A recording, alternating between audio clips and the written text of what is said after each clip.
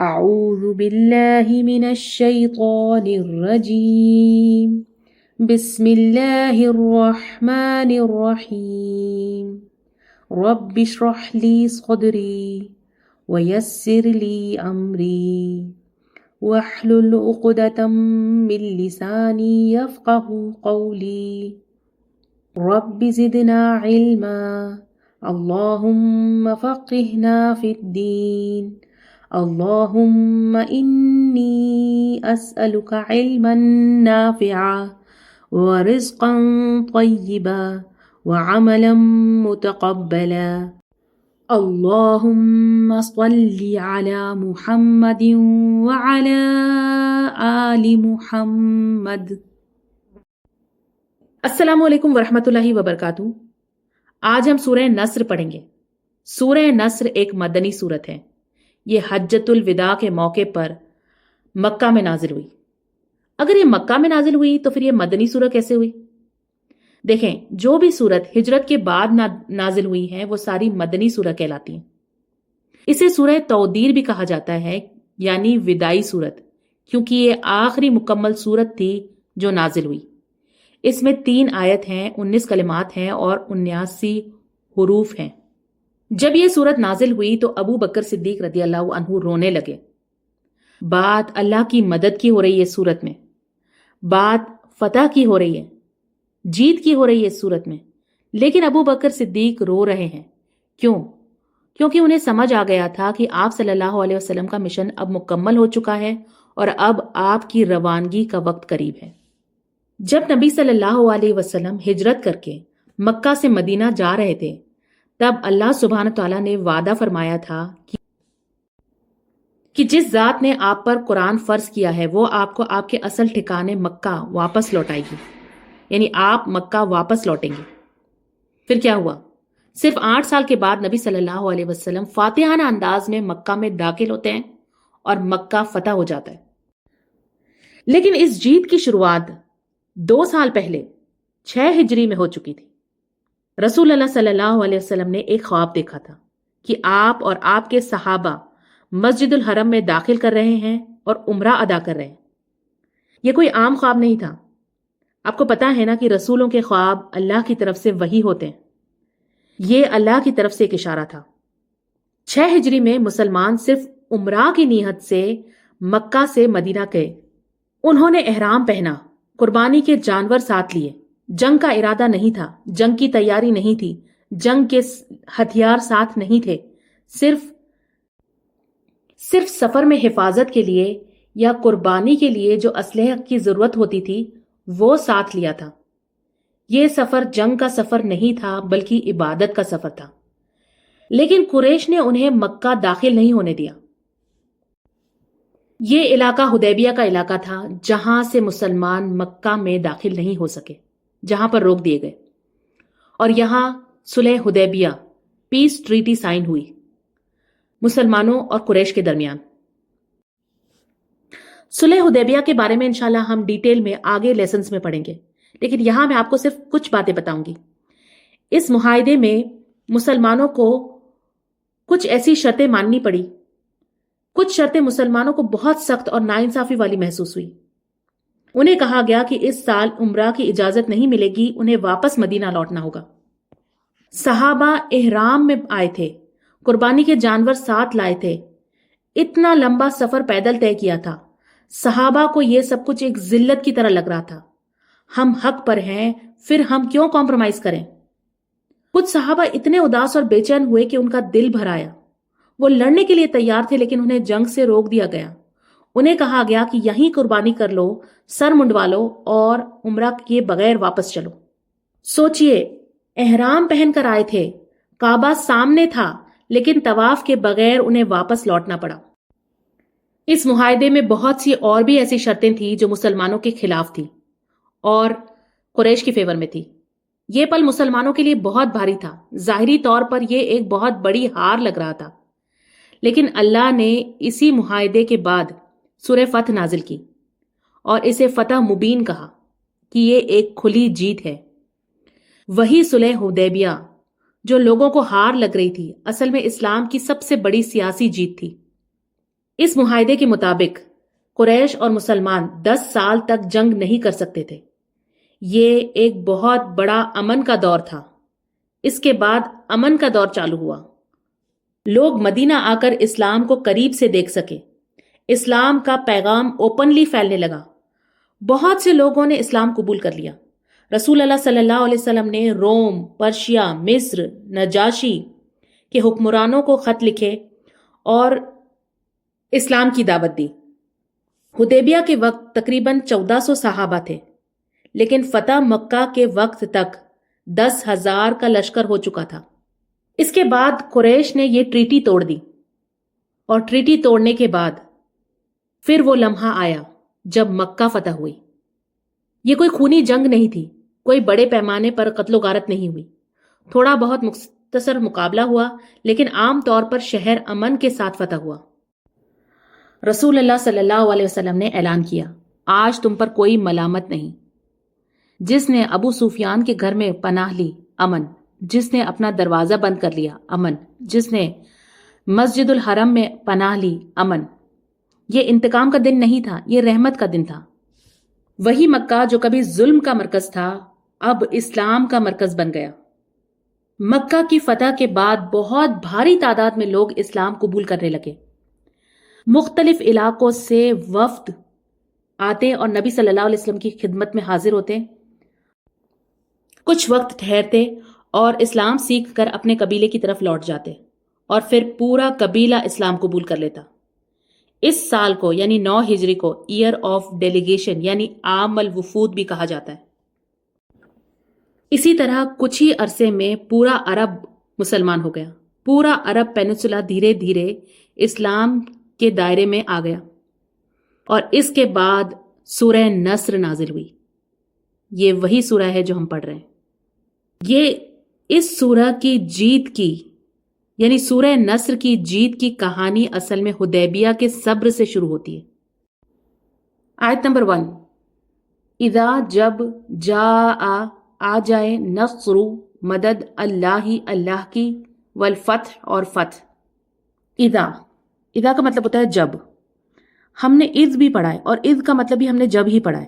یہ دونوں لفظ اذ اور اذا وقت کے لیے آتے ہیں، لیکن دونوں ایک جیسے نہیں ہوتے، تھوڑا سا فرق ہے۔ اذ جو ہے وہ ماضی کے لیے، پاسٹ ٹینس کے لیے آتا ہے، گزرے ہوئے وقت کا ذکر ہو رہا ہوتا ہے، جیسے وَإِذْ قَالَ رَبُّكَ، یاد کرو جب تمہارے رب نے کہا۔ یہ کسی پچھلے گزرے واقعے کی یاد دہانی کے لیے آتا ہے۔ اذا اکثر مستقبل کے لیے آتا ہے، یعنی فیوچر کے لیے آتا ہے، اور اس کا مطلب ہوتا ہے جب بھی، جس وقت۔ لیکن یہاں یہ بات امپورٹنٹ ہے کہ اذا اس چیز کے لیے آتا ہے جو یقینی طور پر ہونے والی ہے، یہ ڈاؤٹ فل نہیں ہوتی۔ جیسے اذا جاء نصر اللہ، جب اللہ کی مدد آ جائے، یقینی بات ہے، یعنی ضرور آئے گی۔ جاء کا مطلب ہوتا ہے آنا، اور اسی طرح سے عطا بھی ایک لفظ ہے جس کا مطلب ہوتا ہے آنا، لیکن ان دونوں میں بھی فرق ہے۔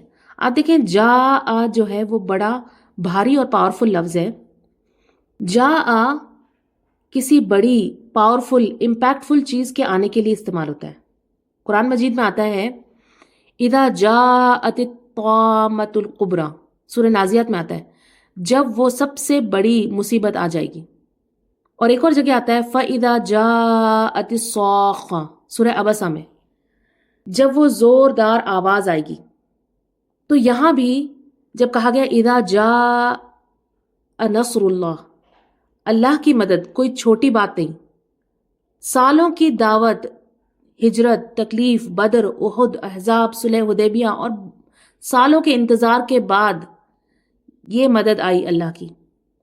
یہ اچانک آسان طریقے سے نہیں آئی، یہ اسٹرگل کے بعد آئی، اس لیے جاء ایک بھاری لفظ استعمال ہوا۔ اگلا لفظ ہے نصر، اور نصر کا مطلب ہوتا ہے مدد۔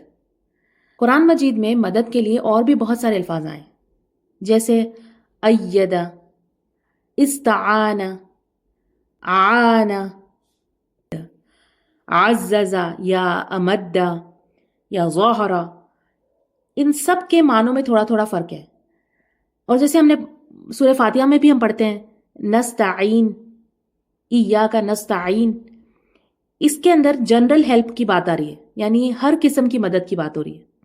لیکن یہاں سورہ نصر میں نصر اللہ، ایک خاص ہیلپ کی بات ہو رہی ہے، بڑی مدد، دشمن پر غلبہ یا حالات کا پلٹ جانا یا مشن کا کامیاب ہو جانا، ایسا معنی اس میں آتا ہے. ایسی مدد یعنی کسی کو کسی کے خلاف مدد دینا، کسی کو دشمن پر غلبہ عطا کروانا، مقابلہ ہو اور اس میں سپورٹ دینا. اس لیے نصر صرف سپورٹ نہیں بلکہ اوور پاور کرنا، دشمن کو پیچھے ہٹا دینا بھی اس میں شامل ہوتا ہے. اب گھر میں کوئی کام ہے اور چھوٹے موٹی ہیلپ جو آپ کو چاہیے اس کو نصر نہیں کہیں گے، لیکن اگر کہیں وار ہو رہی ہے اور ایک کنٹری دوسرے کنٹری کو مدد بھیجتی ہے، وہ ہوتی ہے نصر. اچھا، اب آپ یہاں پہ دیکھیں، یہاں پر اللہ نے صرف یہ نہیں کہا کہ اذا جاء نصر، اگر اتنا بھی کہا جاتا تو بھی بات سمجھ میں آ جاتی، لیکن یہاں کہا نصر اللہ، اللہ نے نصرا عظیم، ایسا بھی نہیں کہا کہ عظیم مدد، بلکہ یہ کہا نصر اللہ، اللہ نے خود اپنا نام جوڑ دیا. کہنے کا مطلب یہ ہے کہ یہ مدد اتنی عظیم ہے کہ اس کو انسانی اسکیل یا لفظوں میں بیان نہیں کیا جا سکتا. جیسے آپ دیکھیں قرآن مجید میں صالح علیہ السلام کی اونٹنی کے لیے کہا ناقۃ اللہ، اللہ کی اونٹنی، یعنی اب یہ کوئی معمولی اونٹنی نہیں ہے بلکہ اللہ نے اپنے آپ سے اس کو منسوب کر دیا ہے. اسی طرح سے اللہ سبحانہ تعالیٰ ایک جگہ پر استعمال کرتے ہیں نار اللہ. آگ تو دنیا میں بہت سی ہوتی ہے، لیکن جب کہا اللہ کی آگ، یعنی وہ کوئی عام آگ نہیں ہے بلکہ عذاب کی آگ ہے. دنیا میں کوئی بھی آگ اس جیسی نہیں ہو سکتی، انسان اس کا تصور بھی نہیں کر سکتا کہ وہ آگ کیسی ہوگی. یعنی نصر اللہ. آپ دیکھیں انسان مدد بھی کرتا ہے، فوج بھی مدد کرتی ہے، دوست بھی مدد کرتے ہیں، لیکن جب کہا اللہ نے اپنا نام جوڑا اس کے ساتھ، یعنی وہ مدد بے مثال ہے، بے انتہا ہے. یعنی ہسٹری میں یا پوری دنیا میں ایسی مدد کوئی ہو ہی نہیں سکتی. یعنی اللہ کی جب مدد آئی تو رسول اللہ صلی اللہ علیہ وسلم نے اور صحابہ نے مکہ فتح کر لیا، اور یہ جو مدد آئی اس سے وہ لوگ دشمن پر مغلوب آ گئے، یعنی قریش پر مغلوب آ گئے. اور قریش کی حیثیت مرکزی تھی، قریش کے پاس کعبہ کی کسٹوڈین شپ تھی، اس کے وہ متولی تھے. جب قریش نے سر جھکا لیا تو باقی قبیلے بھی جھک گئے. اور اس آیت کا آخری لفظ ہے والفتح. فتح کا مطلب ہوتا ہے کھلا فیصلہ. سورہ فاتحہ جو فاتحہ اس کا جو روٹ ہے اس کا مطلب ہوتا ہے کسی چیز کا کھلنا، یعنی اب فتح کا مطلب ہے کھلا فیصلہ، ڈیسائسو ڈیسیژن. اب بات واضح ہو گئی ہے، کلیئر ہو گیا ہے کہ محمد صلی اللہ علیہ وسلم نے مکہ کانکر کر لیا ہے اور اب ان کا مشن غالب آ گیا ہے اور دشمن مغلوب ہو گئے ہیں. فتح ایک ایسی جیت کو کہتے ہیں جو بالکل کلیئر ہو، جو صاف صاف نظر آئے. ہارنے والا پوری طرح سے جان لے کہ وہ ہار چکا ہے، جیتنے والا پوری طرح سے جان لے کہ وہ جیت چکا ہے، دنیا والے جان لے کہ کون جیتا ہے. مان لیجیے ایک کرکٹ میچ چل رہا ہے، اس میں دو ٹیم ہے اور دونوں کا برابر کا مقابلہ ہے اور آخری گیند انہیں کھیلنی ہے اور اس میں رن آؤٹ ہوتا ہے. تو اب پتہ نہیں کہ وہ ہوا رن آؤٹ کہ نہیں، اور امپائر سے پوچھ رہے ہیں اور تھرڈ امپائر سے پوچھ رہے ہیں. یعنی یہ جو فیصلہ ہے، یہ جو جیت ہے، یہ کلیئر وکٹری نہیں ہے. لیکن فتح کا مطلب ہوتا ہے بالکل کلیئرلی، ڈیسائسولی آپ بتا سکتے ہیں کہ کون جیتا اور کون ہارا. کوئی شک نہیں، کوئی ڈاؤٹ نہیں. اذا جاء نصر اللہ والفتح، اللہ کی مدد آئی اور مکہ فتح ہو گیا. مکہ پر اب مسلمانوں کا قبضہ تھا. رسول اللہ صلی اللہ علیہ وسلم اور ان کے صحابہ قریش پر مغلوب آ گئے. یہ وہی لوگ تھے جو ظلم و زیادتی کیا کرتے تھے مسلمانوں پر. آج مسلمان ان پر مغلوب آ گئے. یہ کامیابی ہے. لیکن اس سے بھی بڑی کامیابی جو اللہ کے نزدیک تھی وہ یہ تھی کہ رسول اللہ صلی اللہ علیہ وسلم نے اپنا مشن مکمل کر لیا اور اب دین غالب آ گیا. رسول اللہ صلی اللہ علیہ وسلم کو جو ذمہ داری دی گئی تھی پیغام پہنچانے کی، حق واضح کرنے کی، دعویٰ مکمل کرنے کی، یہ ساری ذمہ داری پوری ہو گئی۔ لوگوں نے اسلام قبول کر لیا، بہت سے لوگ اسلام میں داخل ہو گئے، دعوت اپنے کمال تک پہنچ چکی، رسالت اپنے مقصد تک پہنچ چکی، اور رسول اللہ صلی اللہ علیہ وسلم کے لیے سب سے بڑی تسلی کی بات یہ ہے کہ اللہ کے نزدیک وہ کامیاب ہو گئے۔ دنیا کی فتح سیکنڈری ہے، اللہ کی رضا پرائمری ہے۔ اور آپ دیکھیں نصر اللہ کی مدد کی وجہ سے یہ کامیابی حاصل ہوئی۔ یہ کامیابی کسی اسٹریٹجی کی وجہ سے، وار پلاننگ کی وجہ سے، یا لوگوں کی تعداد کی وجہ سے، یا ہتھیاروں کی وجہ سے، یا کسی پولیٹیکل الائنس کی وجہ سے نہیں، بلکہ اللہ کی مدد سے حاصل ہوئی ہے۔ یہ پورا کریڈٹ اللہ کو جاتا ہے۔ آپ دیکھیں اللہ سبحانہ تعالیٰ قرآن مجید میں سورہ بقرہ میں فرماتا ہے، آیت نمبر 214 میں، کیا تم یہ سمجھ بیٹھے ہو کہ تم جنت میں ایسے ہی داخل ہو جاؤ گے، حالانکہ تم پر وہ مصیبتیں، وہ حالات نہیں آئے جو پہلے لوگوں پر آئے تھے، یعنی ان پر مصیبتیں آئی، سختی آئی، تنگ دستی آئی، انہیں ہلا کر رکھ دیا گیا۔ اتنی سختی ہوئی کہ رسول اور ان کے ساتھ جو لوگ تھے ایمان والے، وہ کہہ اٹھے کہ اللہ کی مدد کب آئے گی۔ سوچئے یہ جملہ رسول کے زبان سے نکلا، اتنی سخت آزمائش۔ پھر اللہ نے جواب دیا، الا ان نصر اللہ قریب، سن لو بے شک اللہ کی مدد قریب ہے۔ وہاں اللہ نے وعدہ کیا تھا، یہاں سورہ نصر میں اذا جاء نصر اللہ، یہاں مدد آ گئی۔ سبحان اللہ، یہ قرآن کا خوبصورت انداز ہے۔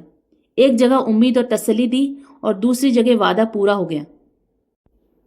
اللہ کی مدد کوئی چھوٹی چیز نہیں ہوتی، وہ سٹرگل کے بعد آتی ہے، وہ ایک وقت پر آتی ہے، اور تب آتی ہے جب انسان اپنا پورا کردار ادا کر چکا ہوتا ہے۔ اگلی آیت، ورائتا، اور آپ دیکھیں الناسا، لوگوں کو، یدخلون، وہ داخل ہو رہے ہیں، فی دین میں، اللہ کے، افواجا، فوج در فوج۔ رسول اللہ صلی اللہ علیہ وسلم سے یہاں کہا جا رہا ہے کہ آپ دیکھیں گے کہ لوگ دین میں داخل ہو رہے ہیں فوج در فوج۔ اللہ نے نبی صلی اللہ علیہ وسلم کو ایک اور تحفہ دیا۔ نبی صلی اللہ علیہ وسلم کو سب سے زیادہ فکر کس بات کی تھی؟ یہ کہ لوگ ایمان نہیں لا رہے۔ قرآن میں ایک جگہ پر آتا ہے، اللہ انہیں تسلی دیتا ہے کہ آپ اتنا غم نہ کریں، اور یہاں سورہ نصر میں اللہ سبحانہ تعالیٰ نے یہ تحفہ رسول اللہ صلی اللہ علیہ وسلم کو دیا کہ آپ دیکھیں گے کہ گروہ در گروہ لوگ اسلام میں داخل ہو رہے ہیں۔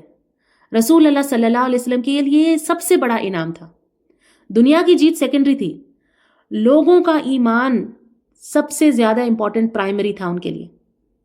سیاسی جیت حاصل کرنا، قریش کو ہرا دینا، مکہ فتح کر لینا، اس سب سے زیادہ خوشی کی بات رسول اللہ صلی اللہ علیہ وسلم کے لیے یہ تھی کہ لوگ اسلام لے آئیں، لوگ ایمان پر آ جائیں، اللہ کے عذاب سے بچ جائیں۔ آپ دیکھیں سورہ کہف میں آتا ہے کہ لعلک باخع نفسک، کیا آپ اپنی جان غم میں اس طرح سے ختم کر دیں گے اس بات پر کہ لوگ ایمان نہیں لا رہے؟ ایک اور جگہ پر اللہ سبحانہ تعالیٰ قرآن مجید میں فرماتے ہیں کہ آپ اتنا غم نہ کریں کہ اپنے آپ کو ہلاک کر دیں۔ یعنی نبی صلی اللہ علیہ وسلم کے دل میں ان کا دل اتنا نرم تھا، اتنی رحمت سے بھرا ہوا تھا، سب سے زیادہ درد انہیں اس بات کا ہوتا تھا کہ لوگ ہدایت پر آ جائیں، کوئی ہدایت سے محروم نہ رہ جائے۔ تو آپ یہاں پر دیکھیں، اللہ نے صرف یہ نہیں کہا کہ لوگ اسلام لے آئیں گے یا لوگ اسلام میں داخل ہو جائیں گے، یہ کہا کہ آپ اپنی آنکھوں سے دیکھیں گے، دیکھ کر تسلی پائیں گے، آپ اپنی زندگی میں ہی دیکھ لیں گے اس منظر کو کہ لوگ اسلام میں داخل ہو رہے ہیں۔ اور اللہ نے انہیں یہ منظر اپنی آنکھوں سے دکھایا، مشن کمپلیٹ ہونے کا سکون عطا کیا۔ اور جیسا کہ میں نے آپ کو انٹروڈکشن میں بتایا تھا کہ یہ ایسی فتح تھی، ایسی کامیابی تھی کہ لوگ فوج در فوج اسلام میں داخل ہو رہے تھے۔ یدخلون فی دین اللہ افواجن، فوج در فوج، بہت سی فوجیں، بہت سے گروہ ایک ساتھ اسلام میں داخل ہوئے، اللہ کے دین میں داخل ہونے لگے۔ اور یہ تھا 9 ہجری کا وقت، جسے عام الوفود یا ایئر آف ڈیلیگیشنز بھی کہا جاتا ہے۔ روایت میں آتا ہے کہ جتنے وفد رسول اللہ صلی اللہ علیہ وسلم کے پاس آئے، اکثر سب مسلمان ہو کر واپس گئے۔ صرف 2 افراد ایسے تھے جو آئے انہوں نے اسلام قبول نہیں کیا اور وہ بغیر اسلام قبول کرے واپس لوٹ گئے. باقی سارے لوگوں نے اسلام قبول کر لیا، دین سیکھا، اپنے علاقوں میں جا کر لوٹے، وہاں پر لوگوں کو دین سکھایا اور اپنے قبیلے کے لوگوں کو بھی مسلمان کر دیا. ایک روایت میں آتا ہے کہ 700 لوگ ایک ساتھ یمن سے آئے اور ایمان لے آئے. کہیں 40 فرد آئے، کہیں 80 لوگ آئے، کہیں پہ 100 لوگوں کا ایک گروہ آیا اور سب آتے، شہادت قبول کرتے، رسول اللہ صلی اللہ علیہ وسلم کے پاس دین سیکھتے، پھر اپنے علاقوں میں چلے جاتے واپس. پورا قبیلہ، پورا گروہ، پورا گاؤں، پوری فیملی اسلام قبول کر لیتا. اور اس زمانے میں اسی طرح ہوتا تھا، جو قبیلے کا لیڈر ہوتا تھا، جو اس کا دین ہوتا تھا، قبیلہ اسی کے دین پر ہو جاتا تھا. یعنی یہ وہ موقع تھا کہ جب اسلام لوگ ایک ایک کر کر فرد نہیں داخل ہو رہے تھے اسلام میں، بلکہ انڈیویجول طور پر نہیں داخل ہو رہے تھے، بلکہ گروہ در گروہ، جماعت در جماعت، قبیلہ در قبیلہ اس میں داخل ہونے لگے تھے اسلام میں. یہاں کہا گیا ورائت الناس، آپ دیکھیں گے لوگوں کو.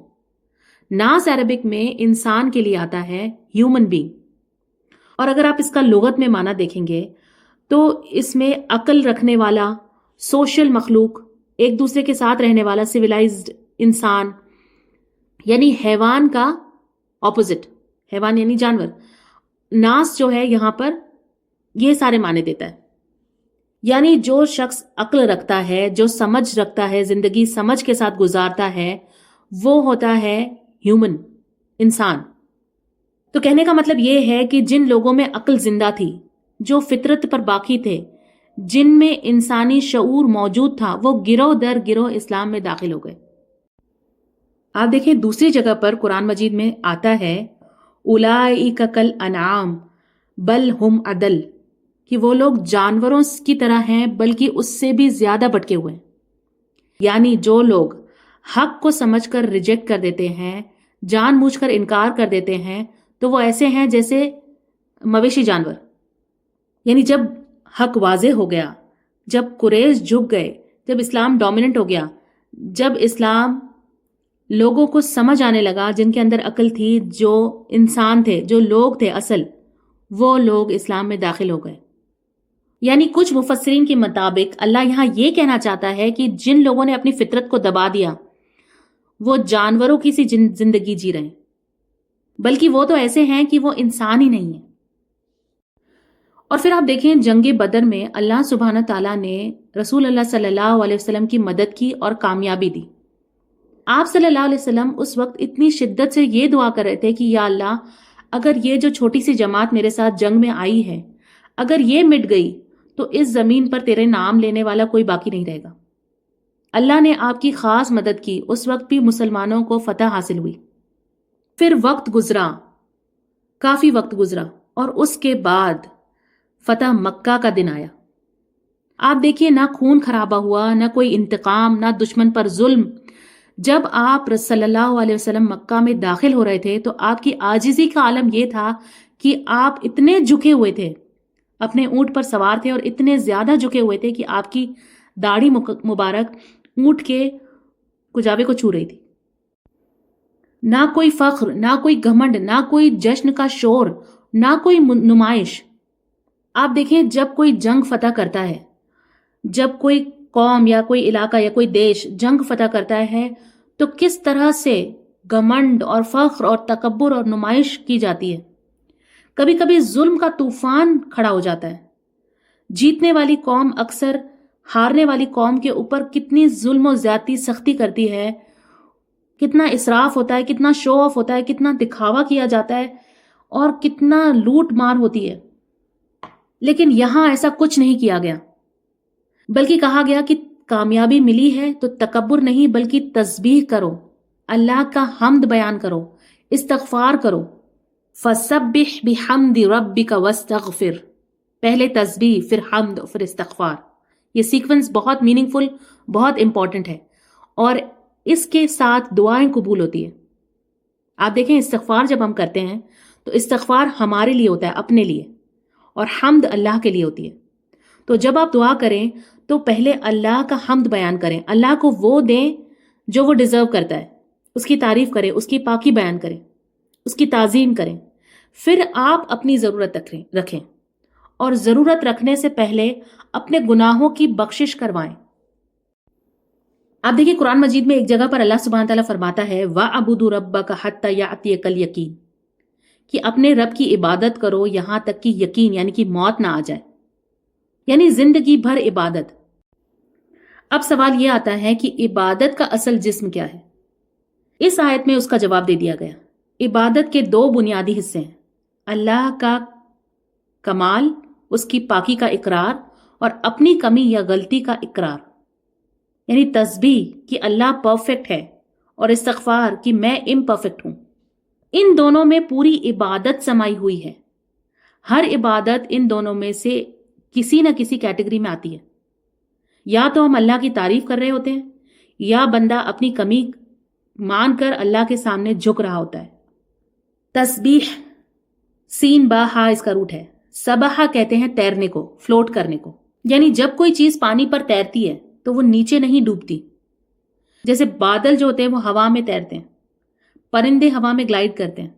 تو تسبیح کا لفظ یہ اشارہ دیتا ہے کہ اللہ ہر قسم کی کمی سے اوپر ہے، اس کو اوپر رکھنا، اس کو ایسا مقام دینا، اسے نیچے نہ آنے دینا، اس کے کمال کو مینٹین کرنا۔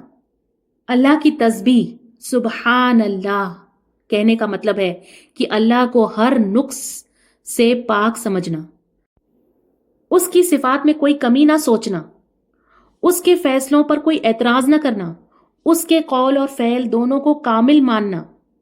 اللہ اپنی ذات میں پرفیکٹ ہے، اپنی صفات میں پرفیکٹ ہے، اپنے قانون میں پرفیکٹ ہے، اپنے فیصلوں میں پرفیکٹ ہے۔ روایت میں آتا ہے، عائشہ رضی اللہ عنہا فرماتی ہیں کہ رسول اللہ صلی اللہ علیہ وسلم اس آیت کے نزول کے بعد کثرت سے یہ دعا پڑھتے، سبحان اللہ و بحمدہ استغفر اللہ و اتوب الیہ، سبحان اللہ و بحمدہ استغفر اللہ و اتوب الیہ، یعنی اللہ کی پاکی بیان کرتا ہوں اس کی حمد کے ساتھ، اور اللہ سے مغفرت طلب کرتا ہوں، اس کی طرف رجوع کرتا ہوں۔ ایک روایت میں یہ بھی آتا ہے کہ رسول اللہ صلی اللہ علیہ وسلم سورہ نصر کے نازل ہونے کے بعد رکوع اور سجود میں کثرت سے یہ دعا پڑھتے، سبحانک اللہم ربنا و بحمدک اللہم اغفر لی، سبحانک اللہم ربنا و بحمدک اللہم اغفر لی۔ یا اللہ تو پاک ہے، اے ہمارے رب تیری حمد کے ساتھ تیری پاکی بیان کرتا ہوں، اے اللہ مجھے بخش دے۔ اللہ تعالیٰ نے جب یہ فتح عطا کی تو یہ صرف کوئی سیاسی جیت نہیں تھی، بلکہ بیت اللہ کو شرک سے پاک کر دیا گیا تھا۔ اب عبادت اپنی اصل صورت میں واپس آ گئی تھی۔ یہ فتح بہت عظیم تھی، لوگوں کا گروہ در گروہ اسلام میں آ جانا عظیم ہے، بیت اللہ کا پاک ہو جانا ایک عظیم ہے۔ لیکن سب سے بڑی بات کیا ہے؟ ذکر اللہ، اللہ کی یاد۔ جیت سیکنڈری ہے، لوگوں کا نمبرز، ان کی گنتی سیکنڈری ہے، پولیٹیکل ڈومیننس، سیاسی جیت یہ بھی سیکنڈری ہے۔ پرائمری بات کیا ہے؟ اللہ کی عبادت، اللہ کی تسبیح، اللہ کی یاد۔ اس لیے سورت کے آخر میں یہ سب کچھ سم اپ کر دیا جاتا ہے، فَسَبِّحْ بِحَمْدِ رَبِّكَ وَاسْتَغْفِرْ۔ یہ سب سے بڑا عمل ہے، سبحان اللہ۔ یعنی جیت کا مقصد پاور نہیں، جیت کا مقصد اللہ کا ذکر ہے، ذکر اللہ اکبر۔ یعنی یہ سورہ ہمیں کیا سکھاتی ہے؟ یہ سورہ ہمیں سکھاتی ہے کہ اگر اللہ آپ کو کوئی کامیابی دے، گھر میں، کام میں، دین کے کام میں، بچوں میں، ہیلتھ میں، تو سب سے بڑا ریاکشن کیا ہونا چاہیے؟ ذکر اللہ، سبحان اللہ، الحمدللہ، استغفر اللہ۔ اچھا، اب ایک اور بات آپ یہاں پر نوٹ کریں، یہاں کہا گیا فَسَبِّحْ بِحَمْدِ، بھی آیا ہے، بِحَمْدِ، یعنی اللہ کی تعریف بیان کرو ساتھ اس کی حمد کے۔ بی کا معنی ہم نے ساتھ کیا۔ بی کا ایک اور معنی ہے، یعنی جس کا معنی ہوتا ہے بیکاز آف، اس کی وجہ سے، یعنی اللہ کی پاکی بیان کرو اس وجہ سے کہ وہ حمد کے لائق ہے، وہی حمد کے لائق ہے، اصل حمد کے لائق ہے۔ اور بی کا ایک معنی یہاں پر یہ بھی نکلتا ہے کہ اس ایٹیٹیوڈ کے ساتھ، یعنی جب تسبیح کرو تو حمد کے جذبے کے ساتھ کرو، یعنی سبحان اللہ صرف زبان سے لفظ نہ ہو، بلکہ دل میں شکر اور اپریسیشن ہو، دل میں آپ کو احساس ہو، آپ دل جھکا ہوا ہو، دل میں عاجزی ہو اور آپ ہمبل ہو اور اس ایٹیٹیوڈ کے ساتھ کہ آپ گریٹفل ہو، آپ گریٹیٹیوڈ کو اندر محسوس کر رہے ہو.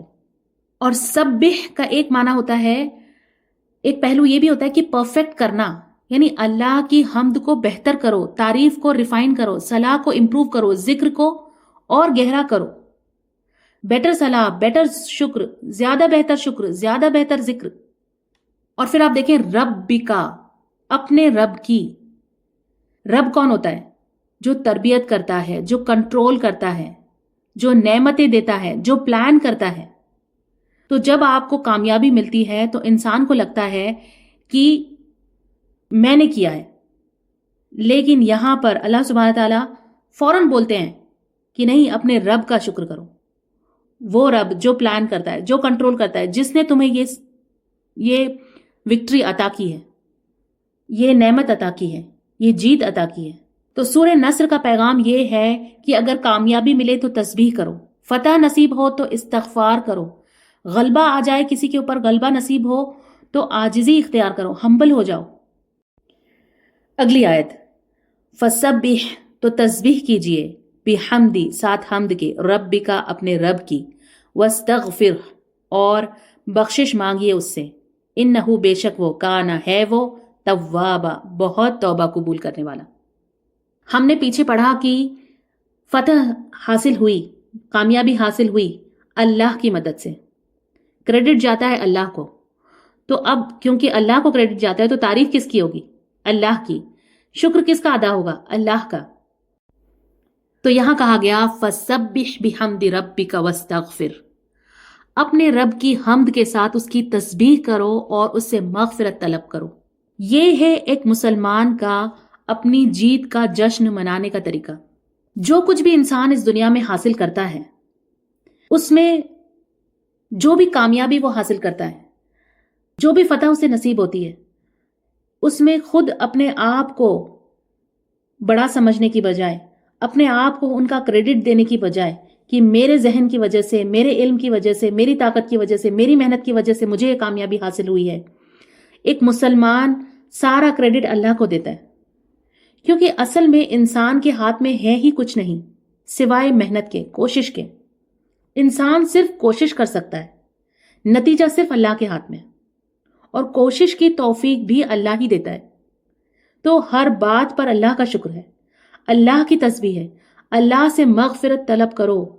جو کچھ کمیاں کوتاہیاں تم نے اس دوران کی ہے، جو کچھ کمی رہ گئی، جو کچھ کیا تم نے اس میں اللہ کا حق ادا نہیں کیا، تو اب اللہ سے معافی بھی طلب کرو. شروع میں آپ صلی اللہ علیہ وسلم کے بہت کم ساتھی تھے، حالات بہت کمزور تھے. آخری جملہ، انہو کانا توابا، بے شک وہ بہت زیادہ توبہ قبول کرنے والا ہے. تواب فعال کے وزن پر ہے، مبالغہ ہے اس میں، بہت زیادہ توبہ قبول کرنے والا. سب سے پہلے تو ہمیں یہ بتا دیا گیا کہ کوئی بھی کام اللہ کی مدد کے بغیر مکمل نہیں ہو سکتا. یہ قرآن مجید کا پڑھنا پڑھانا، یہ بھی بے شک اللہ کی مدد سے ہی ہو رہا ہے. کوئی مصیبت، کوئی بیماری، کوئی تکلیف، کوئی نقصان، کوئی رکاوٹ جو ہماری زندگی میں آتی ہے تو اللہ کی مدد سے دور ہوتی ہے. نہ زندگی اپنی ہے، نہ صحت اپنے ہاتھ میں ہے، نہ بولنے کی طاقت، نہ سننے کی، نہ دیکھنے کی، نہ لکھنے کی، نہ پڑھنے کی. کون سی چیز ہے جو ہمارے ہاتھ میں؟ سب کچھ اسی کا دیا ہوا ہے، اسی کی تائید، اسی کے دیے ہوئے وسیلے سے موقع بھی جو ہمیں ملتے ہیں وہ اسی کی نعمتیں ہیں. تو سب سے پہلے تو ہمیں چاہیے کہ ہم دل سے یہ خیال نکال دیں کہ یہ میں نے کیا ہے، میں نے حاصل کیا ہے، میرا کمال ہے. اذا جاء نصر اللہ، جب یہ ساری اللہ کی مدد سے ہوتا ہے. پھر جب کوئی نعمت مل جائے تو کیا کرو؟ اللہ کی تسبیح کرو اور استغفار کرو. لیکن استغفار کیوں؟ آپ دیکھیں، جب بھی انسان کوئی نیک کام کرتا ہے، چاہے کتنا ہی اچھے سے کرے، کتنا ہی کچھ بھی کر لے، کہیں نہ کوئی کمی ضرور رہ جاتی ہے. کہیں کوئی غفلت ہو جاتی ہے، کہیں کوئی کوتاہی ہو جاتی ہے، کہیں کسی نیت میں کمی آ جاتی ہے، کبھی ہماری نیت ہلکی ہو جاتی ہے، کبھی کسی اور چیز کی طرف ہمارا خیال چلا جاتا ہے، کبھی کوئی بھول چوک ہو جاتی ہے، کبھی ہم سستی کرنے لگتے ہیں، کام کو ڈیلے کر دیتے ہیں. یعنی کوئی نہ کوئی کمی تو رہ ہی جاتی ہے انسان سے، اللہ کا حق ادا نہیں ہو پاتا. ہم نماز پڑھتے ہیں، نماز کا حق ادا نہیں کر پاتے، کہیں غفلت، کہیں دھیان بھٹکتا ہے. جب ہم قرآن مجید پڑھتے ہیں اس کا حق ادا نہیں کر پاتے. ہم کوئی بھی عبادت کرتے ہیں ہم حق ادا نہیں کر پاتے، اور دل میں ایک کسک کہیں نہ کہیں رہ ہی جاتی ہے کہ نماز تو پڑھی ہے لیکن اس سے بہتر ہو سکتی تھی، میں اور اچھے سے پڑھ سکتی تھی. ہاں یہ عبادت کا کام تو کیا ہے لیکن اس سے بہتر ہو سکتا تھا. یعنی ایک کسک آپ نے محسوس کیا ہوگا کہ ہمارے دل میں ہمیشہ رہ جاتی ہے، اور یہ کسک بھی اللہ کی طرف سے ایک نعمت ہے. اس کسک کی وجہ سے ہمیں احساس ہوتا ہے کہ ہمیں اور بہتر کرنا ہے، نہیں کچھ کمی رہ گئی ہے، اور اچھا کرنا ہے. یہ بھی اللہ کا شکر کرنے کی وجہ ہے کہ اللہ یہ کمی کا احساس جو ہے اس سے میں اور بہتر کرنے کی کوشش کرتی ہوں. اس سے مجھے یہ احساس ہوتا ہے کہ مجھ میں ہمیشہ کمی ہے اور تو پرفیکٹ ہے، میں امپرفیکٹ ہوں. اور ہمارا رب اتنا مہربان ہے کہ اس کسک کی فیلنگ کو، اس کمی کے احساس کو بھی ختم کرنے کے لیے یا کم کرنے کے لیے اللہ نے ہمیں ایک اور رستہ بتایا کہ اگر یہ احساس ہو تو کیا کرو؟ تسبیح کرو اللہ کی، اس کی حمد کرو، اس سے استغفار کرو، اس سے معافی مانگ لو. تو اللہ کی یہ کتنی بڑی مہربانی ہے کہ اس احساس ندامت کو دھونے کا طریقہ بھی اس نے بتا دیا کہ تسبیح کرو، حمد کرو اور استغفار کرو. انہ کان توابا. اب دیکھیے اللہ کی ایک اور صفات جس میں اللہ سبحانہ تعالیٰ فرماتا ہے کہ وہ بہت زیادہ توبہ قبول کرنے والا ہے. کانا توابا، کانا پاسٹ ٹینس میں آیا ہے، یعنی وہ توبہ قبول کر چکا ہے. ایک معنی یہ بھی بنتا ہے، اور ایک معنی یہ بھی بنتا ہے کہ وہ ہمیشہ سے توبہ قبول کرتا ہوا آیا ہے. ہر وقت تمہاری کوتاہیوں کو، تمہاری کمیوں کو، تمہارے اللہ سے معافی مانگنے پر اللہ تمہیں معاف کرتا رہا ہے. وہ بہت زیادہ توبہ قبول کرنے والا ہے، بار بار توبہ قبول کرنے والا ہے، اس کی رحمت کے ساتھ توبہ قبول کرنے والا ہے. اب بتائیں، جب اللہ خود کہہ رہا ہے کہ میں بہت زیادہ توبہ قبول کرتا ہوں تو پھر کون توبہ نہیں کرے گا؟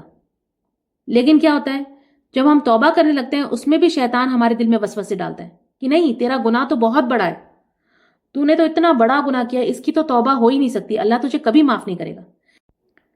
لیکن یہاں اللہ سبحانہ تعالیٰ تسلی دیتا ہے انسان کو، کہتا ہے کہ نہیں، میں تواب ہوں، بہت زیادہ توبہ قبول کرنے والا ہوں. تمہارے گناہ کتنے بھی بڑے ہوں لیکن میری رحمت سے زیادہ بڑے نہیں ہو سکتے. میری رحمت سب سے زیادہ بڑی ہے.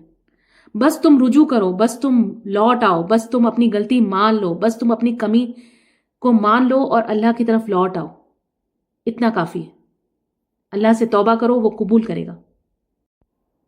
آخر میں اللہ سے دعا ہے کہ یا اللہ، جس طرح سے تو نے ہمیں سورہ نصر سمجھنے کی اور اسے پورا کرنے کی توفیق دی ہے، اسی طرح سے تو ہمیں قرآن مجید کو سمجھنے کی اور اسے مکمل کرنے کی توفیق عطا کر. اور جب تو ہمیں یہ کامیابی نصیب کرے تو ہمیں غرور سے بچا، اور ہر فتح کے بعد تیری تسبیح اور استغفار کرنے کی عادت نصیب کر. اگر ہماری پڑھائی میں، ہماری نیت میں، ہمارے سمجھنے میں کوئی کمی رہ گئی ہو تو اپنے فضل سے ہمیں معاف کر دے، اور ہمارے عام طور پر بھی سارے گناہوں کو تو معاف کر دے. اس علم کو ہمارے لیے نور بنا دے اور ہمیں اس پر عمل کرنے کی توفیق دے. یا اللہ، تو ہمیں ہمارے بچوں کے لیے، ہمارے شوہروں کے لیے، ہمارے گھر والوں کے لیے، ہمارے رشتہ داروں کے لیے، دوستوں کے لیے علم کو آگے پہنچانے کا ذریعہ بنا دے. ہمارے ذریعے تو انہیں ہدایت پر لیا. یا اللہ، تو ہمیں ان کے ہدایت کا وسیلہ بنا دے، اور تو انہیں دین پر لیا، تو انہیں اپنی رحمت میں لیا. یا اللہ، تو ہم سب کو اپنی رحمت سے جنت نصیب کر اور جہنم کی آگ سے محفوظ کر لے. یا اللہ، تو ہماری چھوٹی چھوٹی کوششوں کو قبول فرما. یا اللہ، تو ہماری ہر نیکی کو اپنی بارگاہ میں قبول فرما. آمین یا رب. الحمدللہ، آج کا لیسن یہاں پر ختم ہوتا ہے. سبحانک اللہم و بحمدک، نشہد ان لا الہ الا انت، نستغفرک و نتوب الیک.